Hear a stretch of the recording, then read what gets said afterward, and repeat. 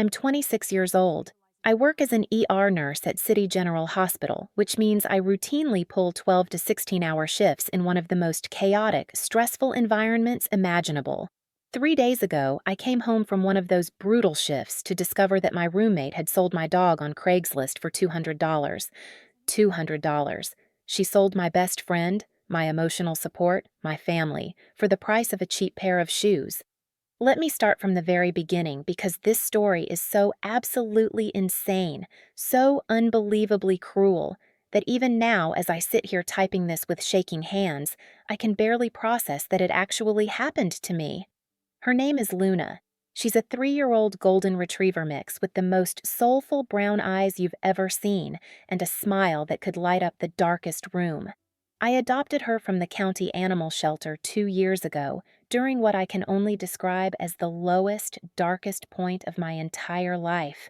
I wasn't planning to get a dog. I wasn't planning to do much of anything, honestly. I had just escaped from a 3-year relationship with a man who spent those 3 years systematically destroying my self-esteem, isolating me from friends and family, and making me believe I was worthless, crazy, and unlovable. When I finally found the courage to leave him, I was a shell of my former self. I'd moved to a new city for a fresh start, but I didn't know anyone. I had no support system, no friends, no family nearby. I was drowning in depression and anxiety. I'd go to work, function on autopilot, come home to my empty apartment, and lie in bed staring at the ceiling wondering what the point of any of it was. My therapist suggested getting a pet.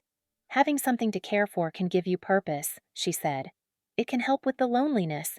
I wasn't convinced. I barely had the energy to take care of myself. How was I supposed to take care of an animal?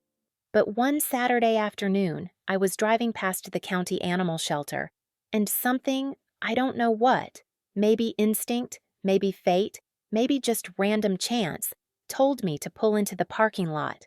So I did. I walked inside, and a cheerful volunteer asked if I was there to adopt. "Just looking," I said. She smiled. Famous last words. "Come on, I'll give you a tour." She led me through rows of kennels filled with barking, jumping, excited dogs all desperate for attention and affection. It was overwhelming. So many animals, so much noise, so many eyes looking at me with hope. And then, in the very last kennel in the back corner, I saw her, Luna. She wasn't jumping or barking like the other dogs. She was curled up in a tight ball in the corner of her kennel, head tucked into her body, looking absolutely terrified and defeated. "What's her story?" I asked the volunteer. The volunteer's smile faded. "That's Luna. She's been here 4 months. Her previous owners surrendered her because they were moving to an apartment that didn't allow dogs. They didn't even try to find her a new home first.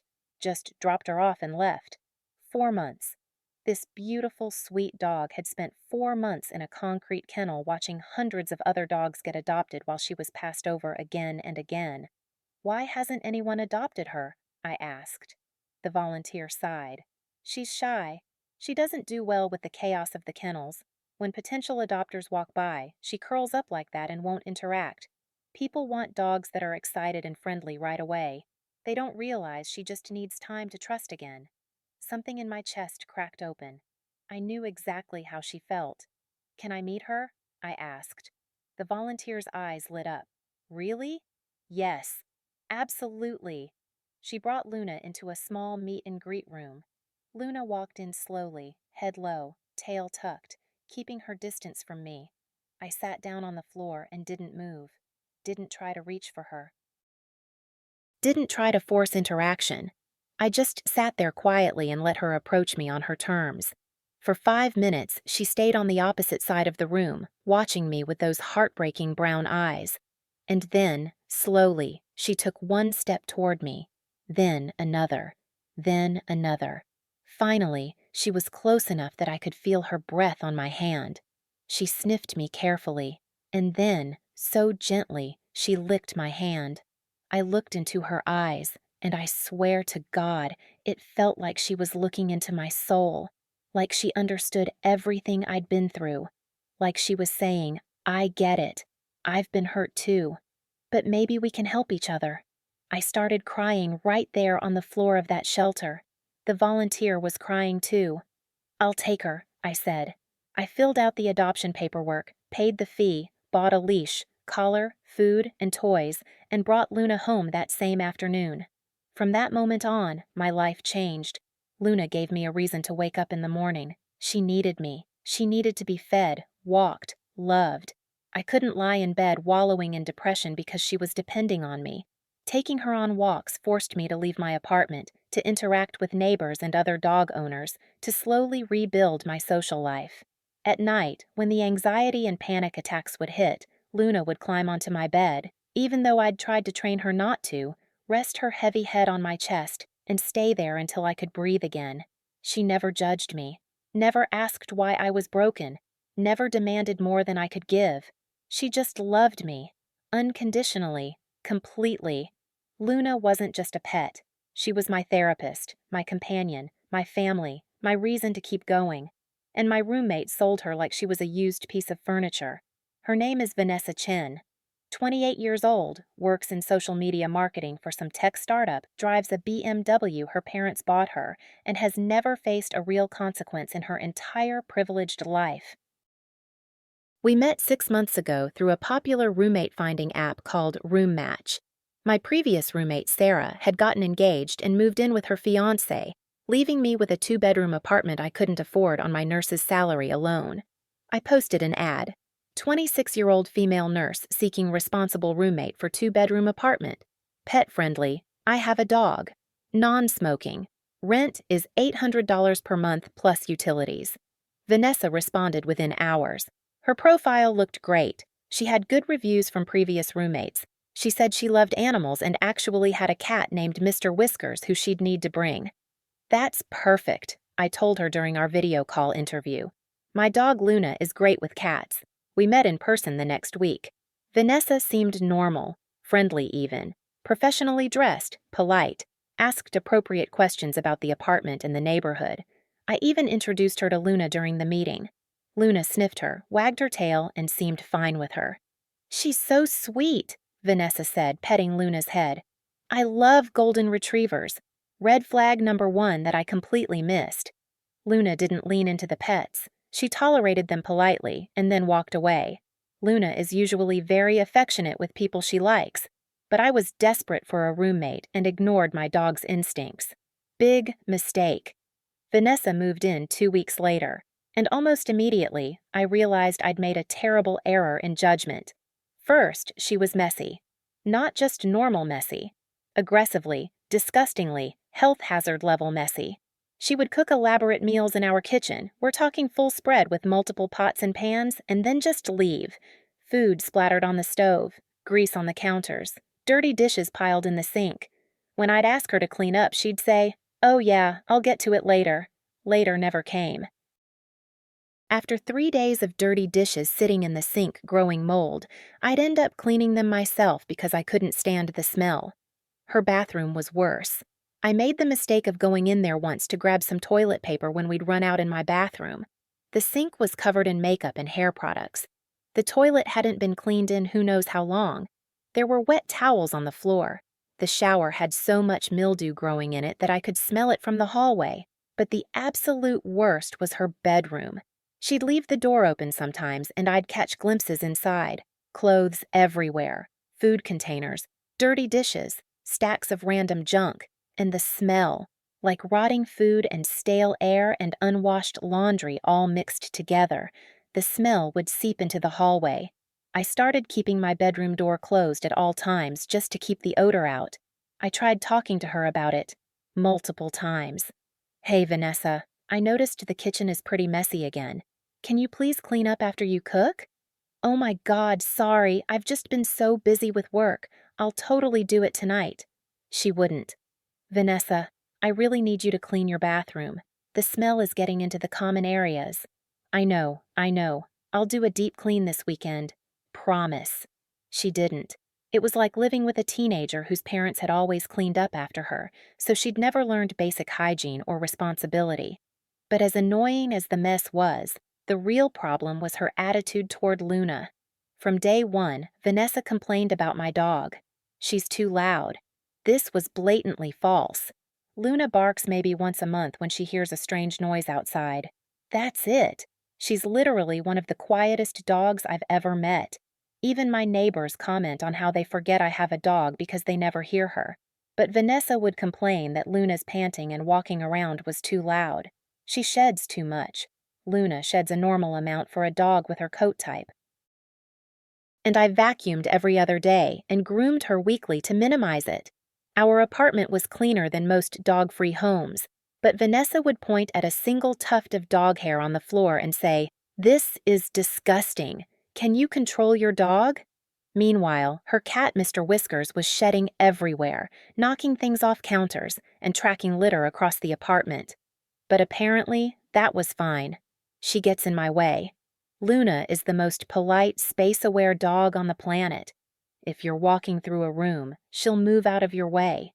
She never jumps on people. She doesn't beg for food. But Vanessa would act like Luna was some sort of aggressive monster who was constantly attacking her. One time, Luna was lying in the hallway, not blocking anything, just lying there, and Vanessa stepped over her and then turned around and said, "Can you keep your dog out of the common areas? She's always in the way." "She's just lying down," I said. "She's not bothering anyone. She's bothering me." The requests got more and more ridiculous. "Can you keep her in your room when I'm home?" "No, Vanessa. This is her home too. Can you walk her at different times so I don't have to see her?" "I walk her in the morning and evening like I always have." "That's not changing." "Can you board her on weekends?" "Absolutely not.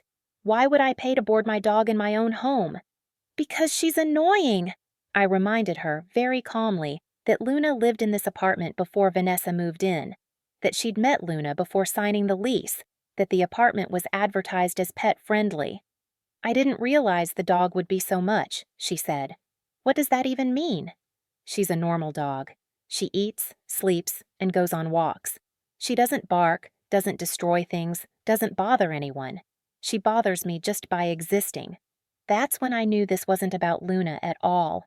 This was about Vanessa wanting control, wanting to dictate the terms of the apartment, wanting me to bend to her will. But I refused. And that's when things escalated. Vanessa started being passive-aggressive in really disturbing ways. She'd accidentally leave the front door open when she came home, claiming she forgot to close it, even though it meant Luna could potentially escape into the hallway or outside.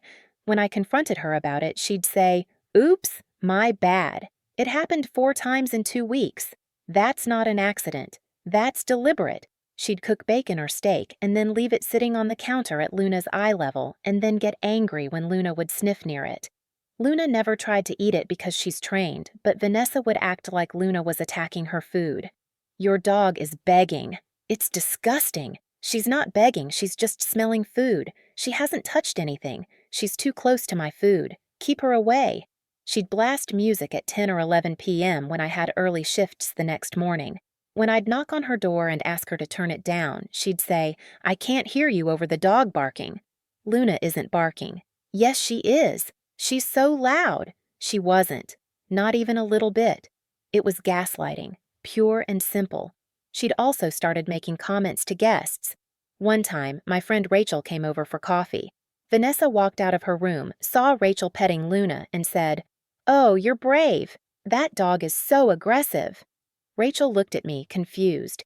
Luna was literally lying on her back, getting belly rubs. "Luna's not aggressive," I said firmly. "She growls at me all the time." "No, she doesn't." "Yes, she does." Rachel left shortly after that and later texted me, "Your roommate is insane." I knew Vanessa was unstable. I knew I needed to get her out. But here's the thing about being conflict avoidant. You rationalize. You make excuses. You convince yourself that if you just try hard enough, you can fix the situation. I told myself Vanessa would calm down, that she'd adjust, that it was just growing pains. I was wrong, and that mistake almost cost me everything. 3 days ago, I worked one of the worst shifts of my entire nursing career. It started at 7 a.m. By 8 a.m., we had 3 ambulances roll in simultaneously. A car accident with multiple trauma patients, a heart attack, and a stroke victim. For the next 16 hours, I barely sat down. We lost the heart attack patient. I was there when we called time of death. I was there when we had to tell his wife that her husband of 40 years was gone. By the time my shift ended at 11 p.m., I was physically and emotionally destroyed. All I wanted was to go home, hug my dog, and collapse. I walked through my apartment door at 11:45 p.m. "Luna!" I called out, expecting to hear the familiar jingle of her collar tags and the sound of her paws scrambling on the hardwood floor as she ran to greet me like she always did. Nothing. "Luna?" Silence. My heart started to pound. Maybe she was asleep in my bedroom? I checked my room. Not there. The bathroom? Not there. The living room? Not there. The kitchen? Not there. Panic rising now, I checked every closet, under every piece of furniture, behind every door. No Luna. And then I noticed. Vanessa's bedroom door was closed. I ran to it and pounded. "Vanessa!" No answer. "Vanessa, open the door!" After a few seconds, the door opened slowly. Vanessa stood there in pajamas, looking annoyed. "What?" I was sleeping. "Where's Luna?" She blinked at me like I'd asked her a stupid question. "Oh, I got rid of her." Time stopped. The words didn't make sense. They couldn't make sense. "What? What do you mean you got rid of her?" Vanessa shrugged. Actually shrugged. Like we were talking about throwing away old magazines. "I sold her on Craigslist. Some family came by this afternoon and picked her up. They paid me $200, so that's cool." I stood there, frozen, unable to process what I was hearing. You sold my dog?" "Yeah." She said it so casually, so matter-of-factly. "I told you she was annoying. You wouldn't listen." "So I fixed the problem. You sold my dog. Look, I don't understand why you're being so dramatic right now. She's fine. She went to a good home. They had 2 little kids who were super excited about her. She's probably happier there anyway." I don't remember what I said next. I don't remember if I screamed or cried or both. All I remember is the sensation of my entire world collapsing around me. Where did they take her? What's their address? Their phone number? Give me their information right now. Vanessa crossed her arms. "I don't have it." "What do you mean you don't have it?" "They paid cash. I didn't ask for their info. The sale was done. You sold my dog to complete strangers and didn't get any way to contact them? Why would I need to contact them? They bought the dog. End of transaction." I couldn't breathe. This wasn't real. This couldn't be happening. "Vanessa, that was my dog. Mine, not yours. You had no right to sell her.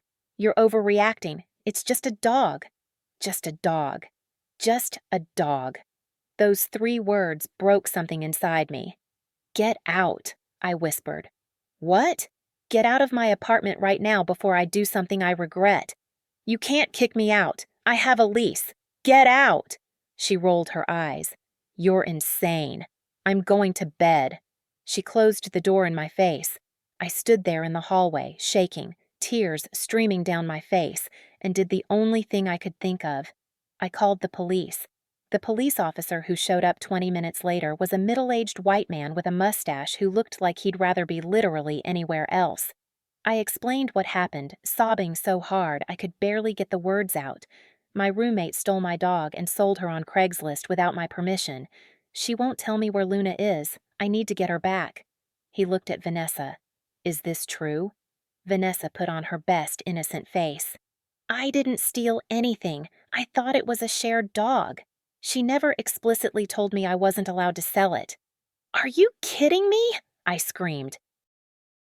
"I've had Luna for 2 years. She was here before you moved in. She's microchipped in my name. She's my dog." The officer sighed. "Okay, let's all calm down." "I am calm. She stole my dog." He pulled out a notepad. "Do you have proof that the dog belongs solely to you?" "Yes. She's registered to me with the Microchip company. I have adoption papers. I have vet records." "Okay. And Miss," he turned to Vanessa, "did you know the dog belonged solely to her? I mean, she never showed me paperwork or anything. I just assumed it was like a household pet. She met Luna before moving in." I was hysterical now. I told her Luna was my dog. Multiple times. Can you prove you told her that? What? It was verbal conversations. How am I supposed to prove verbal conversations? The officer closed his notepad. This sounds like a civil dispute between roommates. You'll need to handle it through small claims court. She committed theft. That's a crime. Technically, she sold property that she believed she had a right to sell. Unless you can definitively prove she knew she was stealing. She knew. This is a civil matter. I'm sorry. He turned to leave. Wait, you're not going to do anything? I'll file a report, but there's nothing I can arrest anyone for here. My suggestion? Get a lawyer and sue her for the value of the dog. And then he left. I stood there, staring at the closed door, feeling more helpless and hopeless than I'd felt in years. Vanessa, behind me, laughed. Told you. There's nothing you can do. I turned to look at her. She was smiling, and in that moment, I stopped being sad and became something else entirely. Furious. I didn't sleep that night. I couldn't. Every time I closed my eyes, I saw Luna's face. I imagined her confused and scared, wondering where I was, why I'd abandoned her. The thought of her being afraid made me physically ill. So I stayed up all night and I searched. I scoured Craigslist, going back weeks, looking for any posts about golden retriever mixes. I checked every pet adoption site, every Facebook group, every neighborhood app. I called every animal shelter within 50 miles and filed reports that my dog had been stolen. I contacted Luna's Microchip company and filed a stolen pet report, flagging her chip so that if anyone scanned it, they'd be alerted that she was stolen property. I made flyers, hundreds of them, with Luna's photo, a detailed description, and a reward offer of $1,000 for information leading to her return. I printed them at Kinko's at 3 in the morning and then drove around the city putting them up everywhere I could think of. Telephone poles, grocery store bulletin boards, coffee shop windows, vet clinic lobbies, dog parks. I created a Facebook page called Help Find Luna, Stolen Dog, and posted it in every local group I could find. I messaged every person I could think of who might have seen or heard something.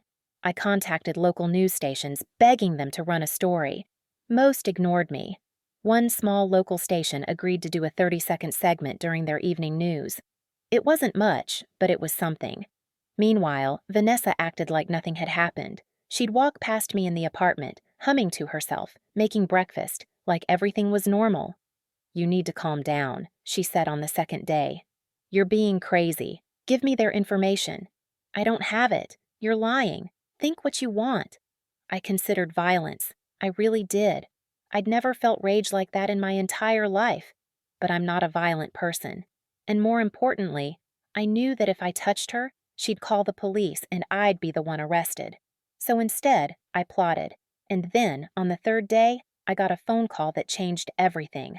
My phone rang while I was at work. I'd forced myself to go in, despite running on zero sleep because I couldn't afford to lose my job. Unknown number. I answered anyway. Hello? Hi, is this Emma Rodriguez? Yes. Who is this? This is Dr. Sarah Chin from Riverside Animal Hospital. We have a dog here who's microchipped to you. Golden retriever mix named Luna. I almost dropped my phone. My hands started shaking so violently I could barely hold it to my ear. Yes, that's my dog. Is she okay? She's perfectly fine, healthy, just a little anxious. A family brought her in this morning. They said they adopted her from someone on Craigslist a few days ago, but she's been refusing to eat and seems very depressed. They were worried, so they brought her in for a checkup. When we scanned her chip, we saw that she's registered to you and that there's a flag on her file indicating she was reported stolen. So I called you immediately. I burst into tears right there in the middle of the hospital break room. Thank you. Oh my God, thank you so much. Where are you? I'm coming right now. We're at 487 Riverside Drive. I told the family that there's an issue with the dog's ownership and asked them to wait here until we figure it out. I'm leaving work right now. Please don't let them take her. I won't. I promise. I told my supervisor I had a family emergency and left immediately. The 45-minute drive to Riverside Animal Hospital felt like the longest drive of my life. I was sobbing the entire way. Equal parts relief, joy, and rage. Luna was alive. Luna was safe. And I was about to get her back. When I walked into the vet clinic, Dr. Chen was waiting at the front desk with the kindest smile I'd ever seen. "Emma?" "Yes." "Where is she?" "Come with me." She led me through a door into the back area where they keep animals during exams, and there, in an exam room, lying on the floor looking utterly miserable, was Luna. Her head was resting on her paws. Her eyes were sad and distant. She looked defeated. "Luna," I whispered. Her ears perked up, her head lifted, and then she saw me. She exploded off the floor, letting out a cry I'd never heard her make before, pure joy and relief, and launched herself at me. I fell to my knees, and she was all over me, licking my face, crying, wiggling her entire body, pressing herself against me like she was trying to climb inside my skin. I wrapped my arms around her and sobbed into her fur. "I'm so sorry," I kept saying over and over. "I'm so, so sorry. I will never let anyone hurt you again. Never." Dr. Chen was crying. The vet tech standing nearby was crying. Hell, I think even the receptionist peeking through the doorway was crying. After several minutes, Dr. Chen gently said, "The family who brought her in is in the waiting room. They need to talk to you." I stood up, still holding Luna's collar. "I don't care what they want. She's my dog." "I know. I just wanted to prepare you. They're not happy." I walked out to the waiting room, Luna pressed against my leg. The family was there. A couple in their mid-30s with 2 young children, probably ages 5 and 7. The woman stood up immediately when she saw me. "Excuse me, that's our dog. We paid for her fair and square." I looked her directly in the eyes. "No. This is my dog. She was stolen from me and illegally sold. The person who sold her to you had no right to do so. We didn't know that. We bought her in good faith. We paid $200. Then you were scammed. I'm sorry that happened to you, but that doesn't change the fact that she belongs to me. She's microchipped in my name. Legally, she's mine." The husband stepped forward, his face red. "Our kids are attached to her now. You can't just take her." I felt a flash of sympathy. The kids were crying now, reaching for Luna. But then I remembered. I'd had Luna for 2 years. They'd had her for 3 days. "I understand your kids are upset, but I've had Luna since she was a puppy. She's been my dog for 2 years. She was stolen from me. This isn't negotiable." Dr. Chen stepped in. "Legally, the dog belongs to Miss Rodriguez. The microchip registration is clear. If you paid someone for this dog, you'll need to pursue legal action against that person for fraud. I'm sorry, but I can't release the dog to you." The woman was full-on crying now. "This isn't fair." "You're right," I said quietly. "It's not fair. It's not fair that someone lied to you. It's not fair that your kids got attached. But it's also not fair that someone stole my dog and sold her without my permission. She's mine, and she's coming home with me." I walked out of that clinic with Luna pressed against my side and drove home. Vanessa was going to pay for what she'd done. When I got home, Vanessa was sitting on the couch watching TV. She looked up when I walked in with Luna. Her face went pale.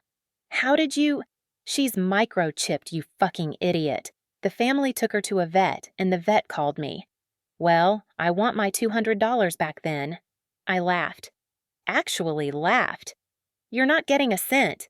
In fact, you're getting way worse than that." "What are you talking about?" I pulled out my phone and showed her the screen. "I filed a police report for theft. I have documentation that Luna is registered solely to me. I have proof that you admitted to selling her without my permission. I recorded our conversation the night I found out. And I've contacted a lawyer who specializes in property theft and intentional infliction of emotional distress." Her smug expression started to crack. "You can't sue me for that." "Watch me. My lawyer says I have a strong case. You stole and sold my property. Property valued at over $1,000 when you factor in adoption fees, vet bills, training, and food over 2 years. That's grand theft. You're also liable for the emotional distress you caused me, which my therapist is willing to document. This is bullshit. You're insane. And one more thing." I smiled. "I contacted our landlord." I showed him the clause in our lease that says any illegal activity on the premises is grounds for immediate eviction. Theft is illegal activity. He's starting the eviction process tomorrow. Vanessa stood up, furious. You can't do this. I already did. You have 30 days to get out, and if you don't pay me back for what you did, I'll see you in court. She tried to argue. She tried to threaten me. She tried to play the victim. I didn't care. I took Luna to my room, locked the door, and held her while she slept. For the first time in 3 days, I could breathe. It's been 2 months since I got Luna back. Vanessa tried to fight the eviction. She claimed I was retaliating against her for a misunderstanding. The landlord didn't buy it. He had my police report, my documentation, and my recorded confession from Vanessa admitting she sold my dog without permission. She was evicted. I also filed a lawsuit in small claims court for the full cost of Luna's care over 2 years, plus the emotional distress, plus the $1,000 reward I'd offered for her return. Total, $3,500. Vanessa didn't show up to court. The judge ruled in my favor by default. I won the full amount. Vanessa hasn't paid a cent, of course. I've filed for wage garnishment, which means her paycheck will be garnished until the debt is paid. She sent me a series of nasty texts calling me vindictive, crazy, and a bitch. I blocked her number. Good riddance. Remember the family that bought Luna from Vanessa? They contacted me a month after I got her back. Apparently, after doing some research, they realized they'd been scammed. They found my Help Find Luna Facebook page and put 2 and 2 together. The wife sent me a heartfelt message apologizing for the confrontation at the vet. She said they had no idea Luna was stolen and they felt terrible. Their kids had gotten attached to her in those 3 days, and it broke their hearts to lose her, but they understood that Luna belonged to me. She also said they'd tried to get their $200 back from Vanessa, but Vanessa blocked them. So they took her to small claims court too. And they won. Vanessa now owes them $200 on top of the $3,500 she owes me. I actually met up with the family for coffee a few weeks later. They're genuinely nice people who were taken advantage of by a con artist. We stay in touch now. Their kids send Luna drawings and cards, which is honestly really sweet. I even let them come visit Luna at the dog park a couple of times. The kids were so happy to see her, and Luna remembered them and wagged her tail like crazy. It's a weird situation, but it worked out as well as it could have. It's been a year since Vanessa sold my dog. A lot has changed. Luna is happy and healthy. She's gained a little weight in a good way and is more confident than ever. She's become a bit of a local celebrity because of the news story that ran about her, and people stop us on walks to say hi to her. I'm doing better too. I found a therapist who specializes in trauma, and I've been working through a lot of the anxiety and trust issues that this situation brought up. Turns out, having your dog stolen by someone you trusted triggers a lot of old wounds. I also found a new roommate, a woman named Jessica, who is obsessed with dogs and treats Luna like a queen. It's such a relief to live with someone who actually respects my space and my pet. And Vanessa? She's been paying the wage garnishment. Slowly, very slowly, but at least it's something. I heard through a mutual acquaintance that she's struggling to find a new place to live because the eviction is on her record.